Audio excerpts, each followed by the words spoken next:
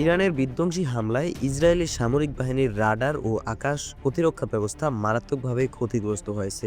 Iran থেকে ধেয়ে আসা ড্রোন ও ক্ষেপণাস্ত্র শনাক্ত করতে হিমশিম খাচ্ছে তেল আবিব।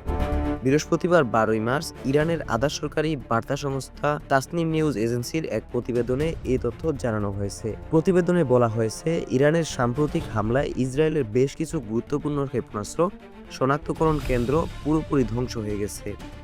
ফলে এখন কোনো পূর্ব সতর্কতা ছাড়াই ইরানি ক্ষেপণাস্ত্রগুলো ইসরায়েলি লক্ষ্যবস্তুতে আঘাত হানছে। দেশটির আকাশ প্রতিরক্ষা ব্যবস্থা এসব হামলা মোকাবিলায় কার্যত ব্যর্থ হচ্ছে। ইসরায়েলি একটি সূত্রের বরাত দিয়ে জানানো হয়েছে, রাডার ব্যবস্থা ক্ষতিগ্রস্ত হওয়ায় সারা দেশে সাইরেন ব্যবস্থা নিয়ে চরম বিশৃঙ্খলার তৈরি হয়েছে। অনেক সময় ইরান থেকে কোনো হামলা না হলেও ভুল করে সাইরেন বেজে উঠছে। আবার বড় ধরনের হামলার সময়ও কোনো সংকেত পাওয়া যাচ্ছে না। এতে সাধারণ মানুষ ও সামরিক বাহিনীর মধ্যে আতঙ্ক ও বিভ্রান্তি ছড়িয়ে পড়ছে।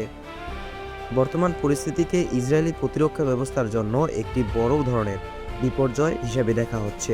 দেশটির সামরিক সূত্রগুলো স্বীকার করছে, তারা এখনও নিশ্চিত হতে পারছে না ঠিক কখন এবং কোথা থেকে হামলা চালানো হচ্ছে।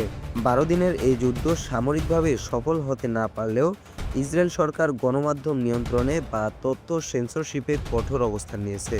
সব মিলিয়ে ইসরায়েলের অভ্যন্তরে পরিস্থিতি বর্তমানে অত্যন্ত নাজুক হয়ে দাঁড়িয়েছে, যা দেশটির প্রতিরক্ষা সক্ষমতাকে বড় ধরনের প্রশ্নের মুখে ফেলছে। Desk report, vision 24।